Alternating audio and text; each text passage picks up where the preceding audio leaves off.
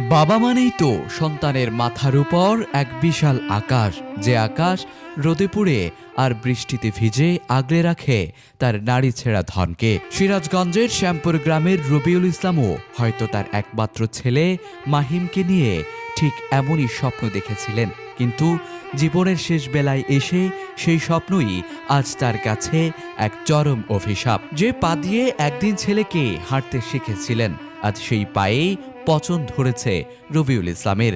ডান পায়ের ক্ষত এতটাই গভীর যে সেখান থেকে বের হওয়া তীব্র গন্ধের বাতাস ভারী হয়ে ওঠে, আর সেই গন্ধ নাকি সহ্য করতে পারছেন না তার আপনজনরা।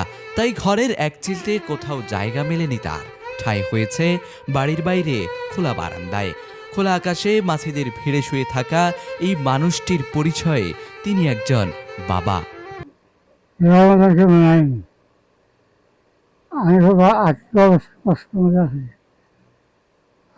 আমাকে মুক্তি ছেড়ে দিব, মুক্তি নিয়ে বসে আছে। আল্লাহ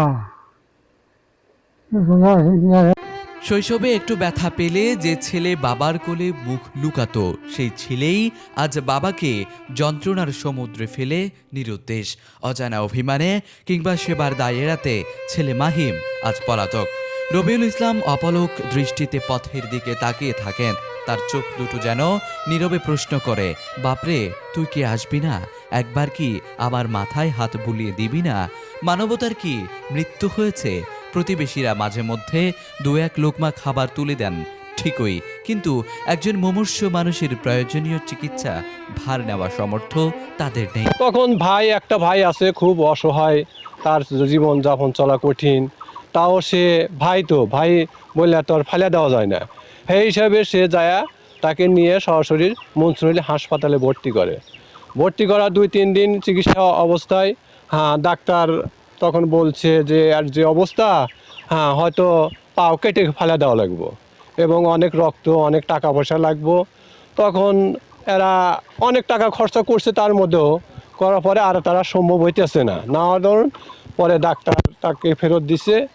তো এখন যদি এই রোগীতে সরকার এবং সরকারের কর্মচারী এবং হৃদয়মান ব্যক্তি যদি থাকে, যদি কেউ সহযোগিতা করে, তাহলে হয়তো আমরা একটা ভালো এবং উন্নত একটা চিকিৎসা করে আমরা চেষ্টা করব এবং আল্লাহ হায়াত দিলে ভালো হবে ইনশাল্লাহ।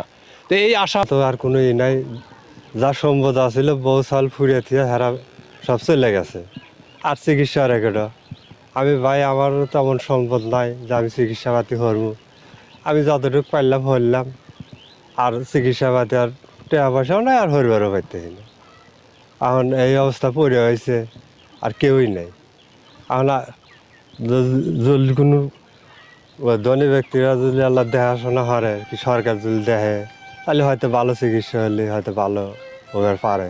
রবিউল ইসলামের অব্যক্ত আর্তনাদ শ্যামপুরের আকাশ বাতাসকে ভারী করে তুললেও এখনও মেলেনি সরকারি বা বেসরকারি বড় কোনো সহায়তা। স্থানীয়রা ক্ষোভের সাথে বলছেন, সন্তান কি এতটাই নিষ্ঠুর হতে পারে যে জন্মদাতাকে এভাবে পচে মরার জন্য ফেলে চলে যাবে?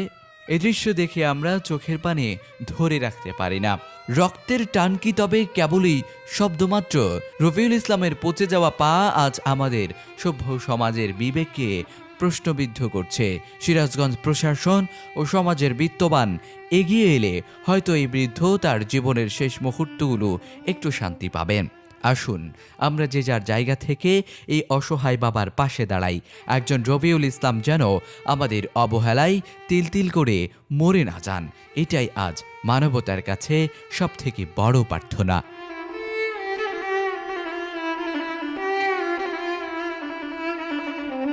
News Times, Sirajganj. News Times, সত্যের প্রত্যয়ে আমরা।